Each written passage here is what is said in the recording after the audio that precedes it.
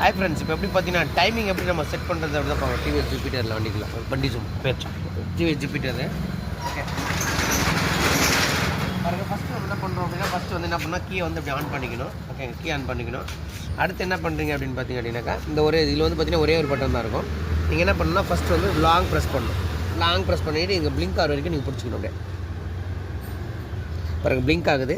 அடுத்து நீங்கள் என்ன பண்ணணும், டைம் பார்க்கணும். எந்த டைம் கூட 9 8 8:42 இப்போ இங்கே இருக்குது. அடுத்து என்ன பண்ணுங்க அப்படின்னாக்கா லாங் ப்ரெஸ் பண்ணிங்க அப்படின்னாக்கா பக்கத்தில் வந்து போகும், பிளிங்க் ஆகும். இப்போ வந்து 8:42 42. இப்போ பாருங்கள்